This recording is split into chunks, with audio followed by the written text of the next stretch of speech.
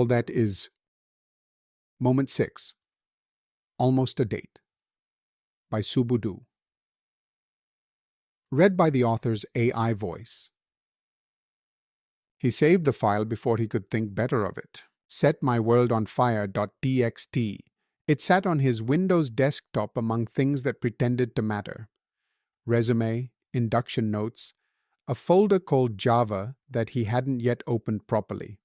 The clock in the corner of the screen glowed a patient blue. 5:48 p.m. Friday, February 4th, 2000, already leaning toward evening. The first weekend of February, the new millennium barely underway. He stared at the title for a moment, then opened it again.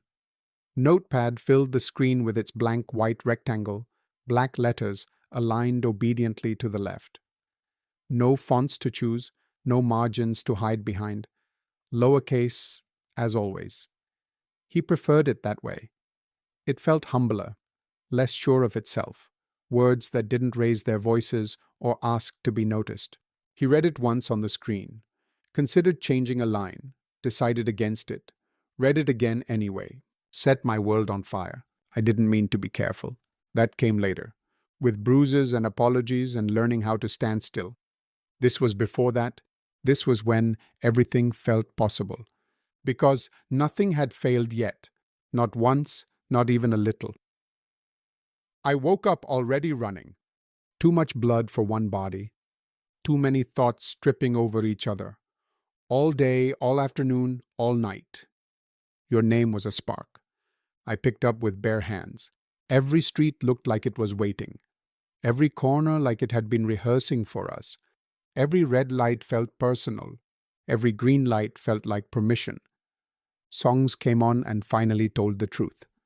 The loud one, the kind you shout out of windows, like somebody had written them years ago, just for this, and hid them until now. I wanted to tell strangers. I wanted to stop traffic, grab people by the arm, say, "Do you feel this? Do you see this? Do you see how alive everything is?" I wasn't thinking about consequences, or endings, or what people would say, or who would be disappointed, or who would be right. I was thinking we could change things, just by standing too close, that the air would move, that the world would have to make room, that maybe this feeling was the beginning of something the world had been missing, and didn't even know to ask for. I didn't know fire could hurt. I didn't know it could leave marks, or take things back. I only knew it was warm, and bright and loud, and mine, and I would have burned. Every rule, every warning, every voice in my head, every future version of myself, that tried to slow me down, just to keep it burning. Just one more minute. He didn't linger. He wasn't sure what one did with a poem like that. He didn't decide.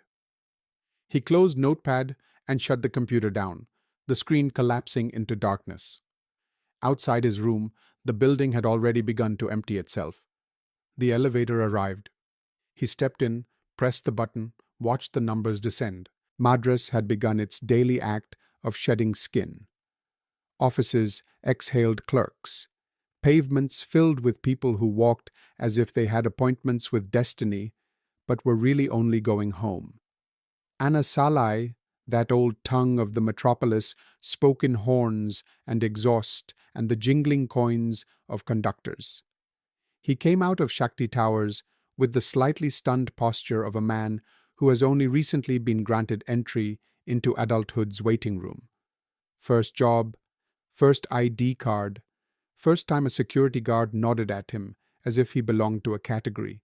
He swung a leg over his hero pooch, his two-gear austerity machine, his saintly petrol sipper, the little pony that could carry a young man across Madras. 85 kilometers to the liter, he told himself, as if thrift were a virtue that might protect him from everything else. He rode into the city's face.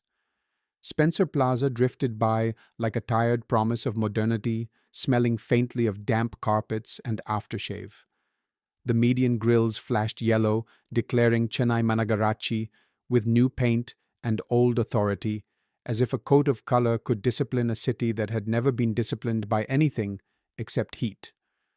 Tamil movie posters shouted from walls and hoardings, heroes larger than traffic, heroines painted in perpetual astonishment, villains with oversized mustaches, love stories everywhere, entering, exiting, colliding, surviving intermissions, while he, in his tucked-in shirt and earnest trousers, rode toward a meeting that insisted on calling itself a date. Near Gemini, the bronze man clung to his rearing horse, frozen mid-command. He circled that statue the way people circle their own thoughts when they do not want to look straight at them. Then, almost without deciding, he turned into Woodlands Drive-In, that bright, cold republic of coffee and cigarettes and parked cars. Woodlands Drive-In was doing what it always did at that hour, pretending to be temporary while quietly becoming permanent. Cars lined up like a patient ration queue, Maruti 800s with cracked dashboards and yesterday's newspapers. An Omni with its sliding door half open, breathing out cigarette smoke and half-heard film gossip. A Contessa parked slightly apart, arrogant by design, convinced that size alone matters. He threaded his hero Puch into the margins, his small, faithful animal nosing its way between giants, and killed the engine. The silence that followed was brief and immediately filled by spoons clinking, coffee hissing, voices leaning into one another. Inside, the air was heavy. Coffee boiled too long. Oil that had fried 1,000 evenings. Ketchup sweetness lingering on steel tables wiped so often they had developed a shine that wasn't quite cleanliness. The waiter saw him, nodded once, already reaching for a cup. "Coffee," he said, not asking. It was the kind of recognition that mattered more than conversation. He took the cup, felt the heat travel through ceramic into his palms, and stood there a second longer than necessary, as if warmth could be stored for later use. The washroom mirror gave him back a version of himself that seemed faintly provisional. Fluorescent light flattened ambition. He ran water over his face, watched droplets cling to his eyelashes, thought briefly of nothing, which was a relief. When he came back out, the cars were still there, the argument still ongoing, the city still rehearsing itself for night. He swung back onto the Hero Puch and rejoined Anna Salai, that endless sentence that never quite found its full stop. The Taj Coromandel passed on his left, wearing its wealth lightly, pretending that comfort was a moral achievement. Beyond it, the city shifted again. As Nungambakam appeared, NIIT Center flashed by, its signboard blinking with the anxious optimism of a place that promised futures in computer science modules and installments. 9 to 12, it reminded him, already. Java would wait. Logic would wait. Tonight, even inevitability would have to wait its turn. He took the right into Valuvakottam High Road, the turn precise, the road immediately narrowing its voice. This was a different Madras now. Less noise, more assertion. Stirling Road was just ahead, with its confident houses and guarded silences, balconies that had seen generations of afternoons and now preferred not to comment.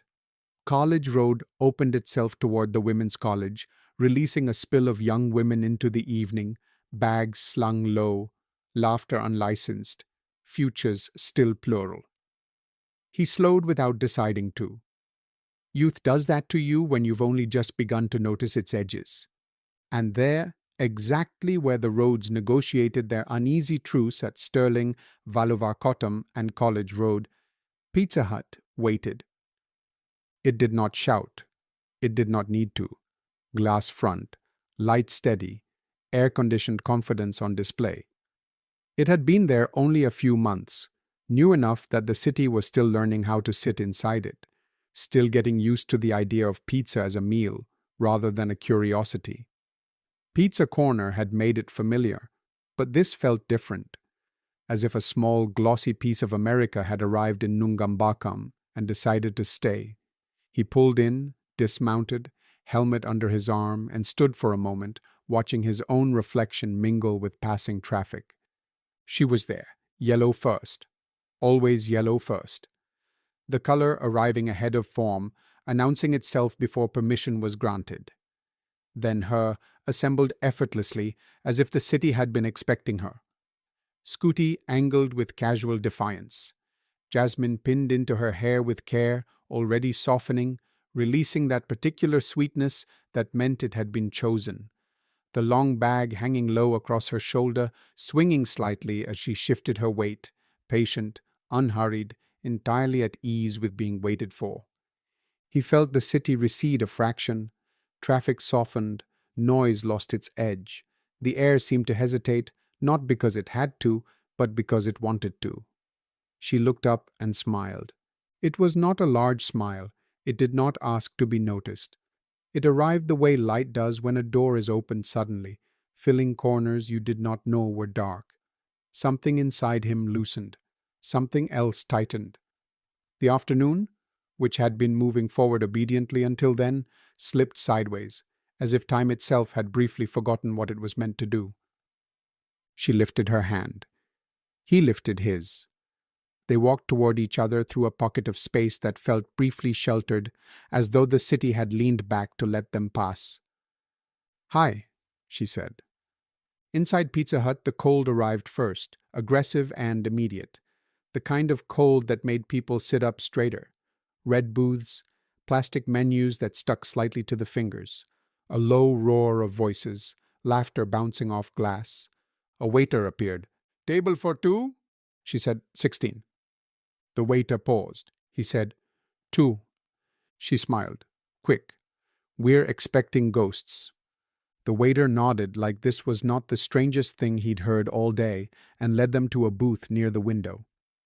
They sat opposite each other. He noticed this immediately and pretended he hadn't. She put her bag down beside her, then nudged it closer with her arm, then nudged it back again, never quite satisfied. "You look like you're about to give a presentation," she said. "I am sitting," he said. "You're sitting very formally. I've been trained." "By whom?" "Life." She laughed, leaned forward, elbows briefly on the table before remembering herself and pulling them back. "So," she said. "So," he said. She grinned. "We're good at this." He picked up the menu, held it with both hands. She watched him, amused. "You don't have to read it like that," she said. "Like what?" "Like it's going to ask you questions." "It might." She tilted her head. "You're nervous." "I'm thinking." "That's the same thing." He scanned the page, frowned. "What's capsicum?" She froze. "You're kidding." "I'm not." "You are. It sounds medicinal." She stared at him for a second, then laughed. Not polite laughter, real laughter. Loud enough that the boy at the next table looked over. "It's kudamilagai," she said. "Oh, I thought it was gulab jamun." "Why would you think it's gulab jamun?" "In English," he said weakly. She shook her head, still smiling. "You're impossible." "You knew this." "Subu, I knew you were nerdy. I didn't know you were this nerdy." The waiter came back. "One veggie supreme," she said without looking at the menu. "Medium," he said quickly. "Large," she said at the same time. They both stopped. He glanced at her. "We don't need a large." She shrugged. "It's the new millennium. Go big." He smiled despite himself. "That's not how budgets work." She leaned back, crossed her arms. "This is not about budgets. This is about optimism." The waiter waited. He sighed. "Large." She smiled, satisfied. "And one Coke," she said. "Two straws." "One straw," he said. She raised an eyebrow. "Why?" "I don't like straws. You drink Coke like you're mad at it." "I am disciplined." She laughed. "You're ridiculous." "Two straws," she told the waiter. He considered this. "Fine. Two straws. But I get first sip." She smiled. "Negotiation. You're learning." When the waiter left, there was a brief silence. Not awkward, just new. She picked at the edge of her napkin, tore a tiny piece off, rolled it between her fingers without noticing she was doing it. "This is our first time," she said lightly. "Actually sitting like this." He nodded. "I keep thinking that. Does it look weird?" "No."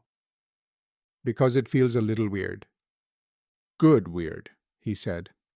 She looked up at him then, something softer passing across her face before she caught it and smiled again.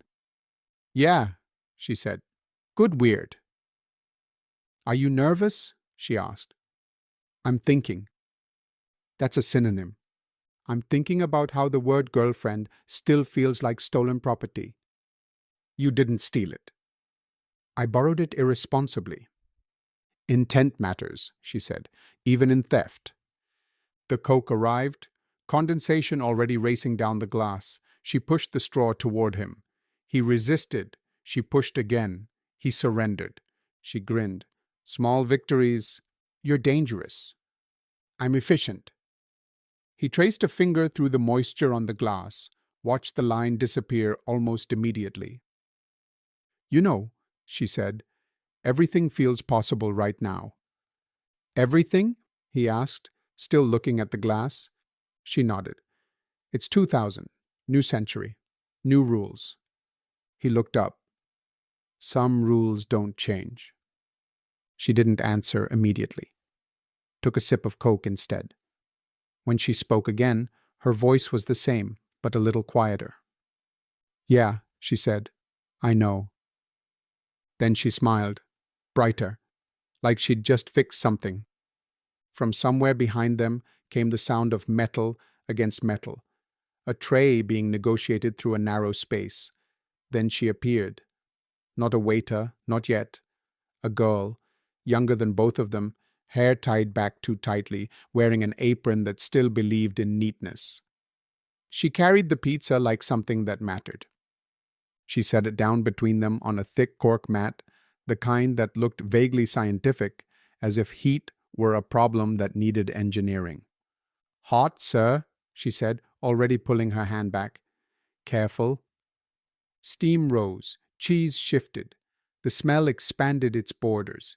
She placed the slicer beside the plate, the handle facing outward, professional, practiced. "Anything else?" she asked. "No," she said, smiling. "This is good."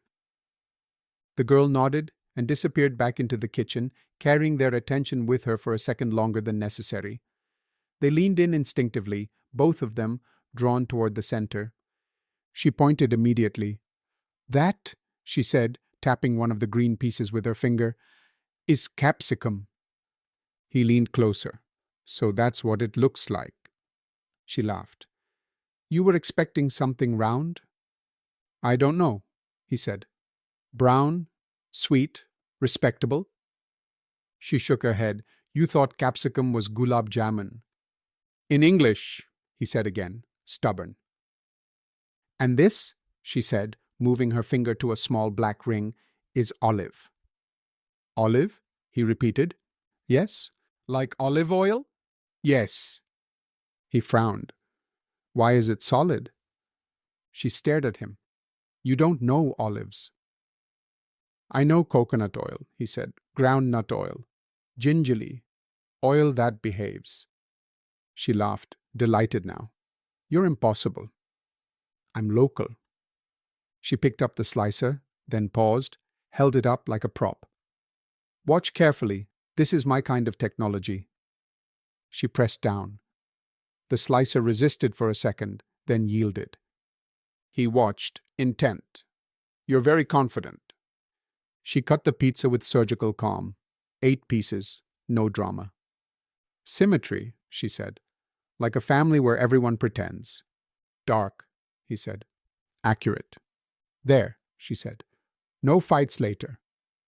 He took the first slice, held it awkwardly, the tip sagging under its own weight. "Fold it," she said. "Why?" "So it doesn't collapse on you."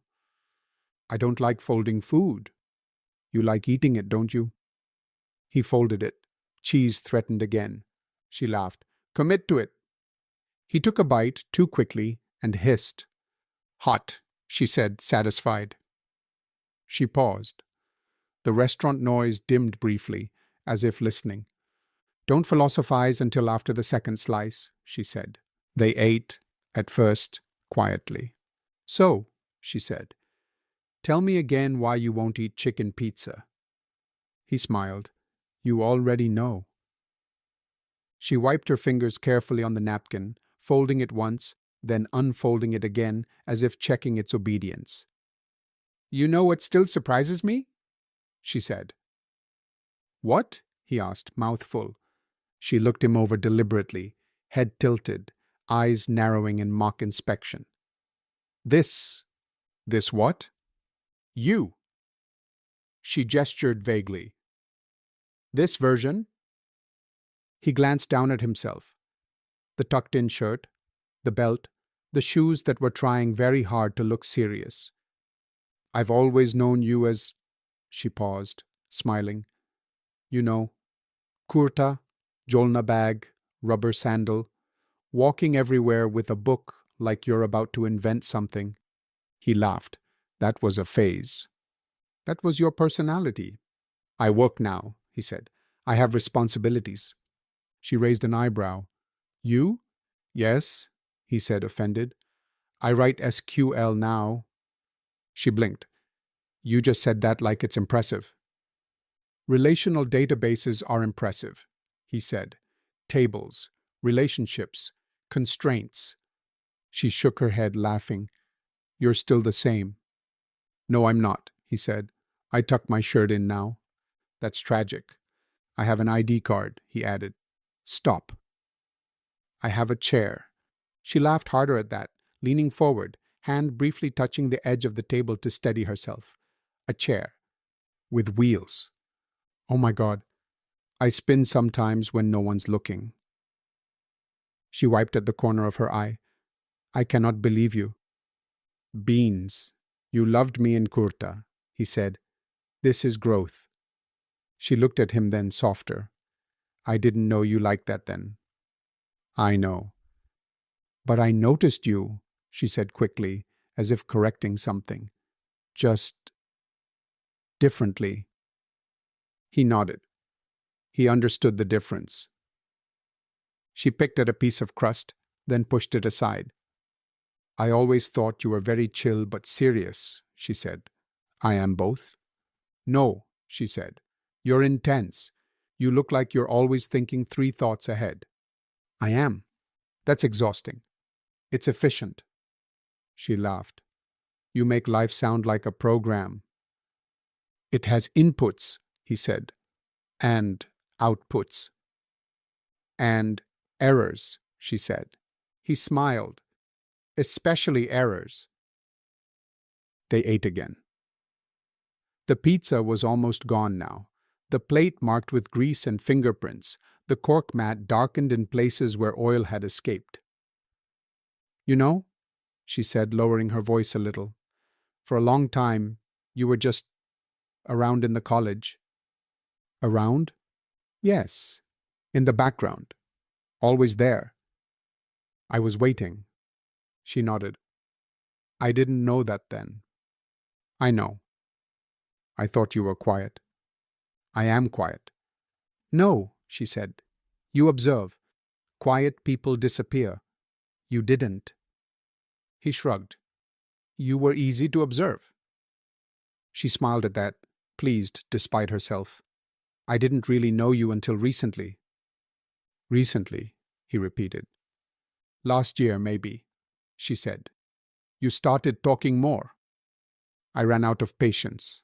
She laughed. "That explains it." She took a long sip of Coke, eyes drifting to the window for a moment, watching a bus struggle past traffic. When she spoke again, her voice was the same, but there was a half-second delay that hadn't been there before. "It's strange," she said. "We've known each other for years, and then suddenly—" "Suddenly," he said. "Suddenly everything happened very fast." "It didn't feel fast to me," he said. She nodded. "Of course it didn't." Her foot tapped once under the table, stopped, She folded her hands together, then separated them again. "I still can't believe you said it," she said lightly. "Said what?" She looked at him. "You know." He traced the edge of the Coke glass with his finger, watching moisture gather and slip away. "I've been saying it for a long time," he said. "Just not aloud." She smiled, but her eyes stayed on the table. "You always do things thoroughly. I don't like half measures." She looked up at him then. "That's what scares me." The sentence landed softly. No emphasis, no accusation. He didn't answer immediately. Took a bite of the last remaining slice instead, chewed slowly. "You make it sound dangerous," he said. She shrugged. "Everything good is." She reached up, touched the jasmine briefly, as if checking it was still there. "I like this," she said, gesturing between them. "This sitting, this talking." "So do I. It feels grown up," she said. He smiled. "We are grown up." She laughed. "Don't push it." They shared the last bite without discussing it. He held the slice steady while she tore off a piece. Their fingers brushed again. Neither apologized. For a moment, neither spoke. The music changed overhead, a song they both recognized but did not name. Outside, evening settled further into itself. Inside, something delicate held. They sat back as the plate was cleared, the cork mat lifted and taken away, leaving behind a faint ring where the pizza had been. The table looked suddenly larger, emptier, like a room after furniture has been moved. The Coke glass remained between them, half full now, ice thinning, bubbles losing conviction. She stirred the straw without drinking. "My mother asked today," she said casually, as if mentioning weather. He looked up. "About?" "Nothing," she said quickly. "Just asking." "Asking what?" She smiled. "Everything." He nodded. He understood the category. "What did you tell her?" he asked. "The truth," she said, then corrected herself. "A version of it." He traced the rim of the glass with his finger. "You're good at versions." "You have to be," she said. "In my house." "In mine, too." She glanced at him. "Did you tell yours?" He hesitated. "I told them I was going out this evening." "That's not telling. That's surviving." She laughed softly, then stopped. Folded her hands together. "You know they'll ask eventually," she said. "I know. And they won't ask gently." "I know." She leaned back, crossed her arms, then uncrossed them again, as if trying positions on for comfort. "They'll want details." "What kind of details?" She ticked them off with her fingers, half joking. Who, from where, why, food, church, language, relatives. "Horoscope," he added. "Not in my family." He nodded. "Horoscope always comes last." Because it confirms what they already want to hear. They sat quietly for a moment. The music overhead shifted to something slower, more deliberate. "Do you ever think," she said, "that maybe we just started too late?" He frowned. "It's been 20 days. "Exactly," she said. 20 days, and already we sound like people from a black and white movie." "Maybe that's romantic." "Maybe that's doomed." He stared at the Coke bubbles. "Families, religions, food, language." He sighed. "You think it'll get easier?" "I think we already know the answer," she said. He smiled. "You'd make a terrible politician. And you'd vote for me anyway." "In a heartbeat." "You ever think about how many people are involved in a marriage?" she said. "Too many," he said. "My aunt alone could run a small country. My Atimber thinks he already does." She smiled, then sighed. "It's strange, isn't it?" "What?" "That we're sitting here talking about this like we're planning a trip." He looked at her. "We plan everything." "That's a problem," she said again, softer this time. He didn't respond immediately, looked out the window instead, watched a man argue with an auto driver, both of them certain of their righteousness. "You know," he said finally, "I never thought this far." She raised an eyebrow. "You?" He smiled. "I thought about you. That was it." She looked down at her hands, picked at her nail with her thumb. "I think about further," she said. "That's my problem." "That's not a problem. It is when the further looks complicated." He nodded slowly. "You think it would get easier?" She didn't answer right away. Took a sip of Coke, grimaced slightly at how flat it had become. "I think," she said carefully, "we would get tired." "Tired?" "Of explaining," she said, "of defending, of translating ourselves." He considered that. "I don't mind." "I know you don't," she said. "You'd fight." "Yes." She looked up. "And I don't want you to." He frowned. "Why?" "Because you'd lose something," she said, "even if you won." He opened his mouth, then closed it again. "My brother may get married in the next 2 years," she said suddenly. "Oh." "And my sister?" he said. "Same 2 years." She nodded. "Everything starts lining up." "Against us?" She shook her head. "Not against, just around." He smiled sadly. "The world has good timing." "Too good," she said. She reached for the Coke glass again, then stopped, pushing it away slightly, as if distance might clarify something. "You know what I hate?" she said. "What?" "That this makes sense." He nodded. "That's the worst part." They sat there, both of them quiet now, not touching anything. Outside, a horn blared, impatient. Inside, someone laughed too loudly at another table. "I don't want to stop liking you," she said very simply. He looked at her. "Neither do I." She swallowed. "But liking and living aren't always on the same side." He held her gaze. "We don't have to decide now." She smiled, grateful and sad at the same time. "We already are." Neither of them moved. The Coke melted itself into water. He watched her for a long second, before speaking, as if rearranging his thoughts into something that could pass for lightness. "You know," he said, attempting a smile, "we could also choose to be wildly irresponsible." She laughed, but it didn't travel very far. "You already are." "I mean it," he said. "Ignore everything. Religion, language, food, aunties, uncles, all of it. Just decide." She leaned back, crossed her arms, then let them fall again. The jasmine in her hair had loosened slightly, one petal clinging stubbornly near her ear. "That sounds very heroic," she said, "and very exhausting."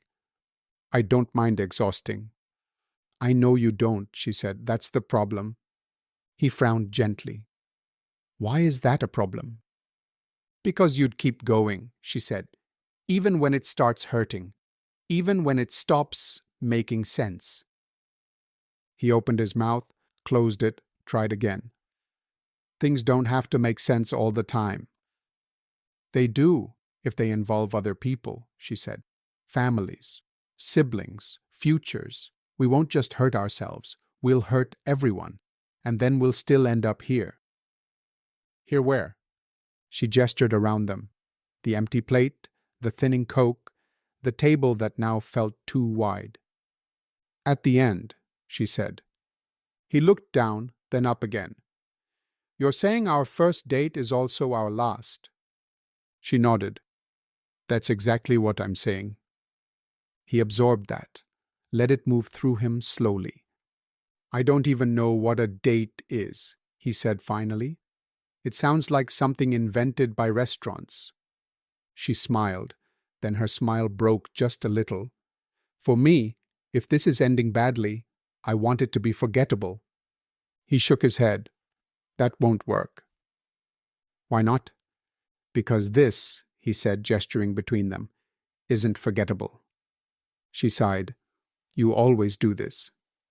Do what? Turn everything into meaning. I'll probably write it into a book someday, he said, half joking. She rolled her eyes affectionately. You and your books. He smiled. You like that about me. I do, she said. Then quieter, which is why I don't want to watch it break. There it was. The sentence that closed the door without slamming it. He shut his eyes for a moment, just long enough for the city to pass behind his eyelids. When he opened them again, the optimism was still there, but it had learned its limits. I don't agree. At least we should have given it a shot, he said quietly. But I hear you. Okay, he said. She looked at him. Okay? He nodded. Okay. They stood. The chairs scraped. The sound was ordinary and somehow unbearable. He reached into his pocket, felt for the folded notes he had been carrying all evening without counting. He left them on the table, more than necessary, pressed flat with care. As they walked out, he paused, called the girl back, and added a little more, the kind of gesture that wasn't about generosity so much as order. She nodded, surprised. Thank you, sir. He nodded back. Outside, the night had fully claimed the street. Headlights cut through warm air. The city moved on, generously indifferent. They stepped out together. Happy birthday, he said. She smiled, thin but real. Say it again. Happy birthday. This time the words fell gently, like something being put down rather than offered. He hesitated. The idea of a hug rose in him, fully formed, already aching. Too public, too new, too late. So he held out his hand. She took it. And in that single, ordinary touch, time lost its discipline. In the instant their palms met, a future burst open. They were married in a small government office with peeling paint and a bored clerk who stamped their names without looking up. They argued over curtains. They had children who ran barefoot through a madras afternoon. He walked with a slight stoop now, a cane tapping rhythm into the pavement. She wore yellow still, always yellow, laughing at him for forgetting where he left his glasses. They grew old the way people always think they will, gently, together. Then it vanished. The street returned, the noise, the rules. She let go. Take care, she said. You too, he said. She put on her visor, mounted her scooty, looked back once, lifted a hand, not smiling this time. He sat on his hiropuk, helmet resting on the handle, watching as she drove away. Watched her take the right at College Road. Watched until yellow became distance, until distance became nothing. Only then did he straighten, place the helmet on his head, and ease the engine awake. The little pony answered. And carrying with it everything that had not happened and everything that somehow still had, it took him back into the long sentence of the city. To be continued.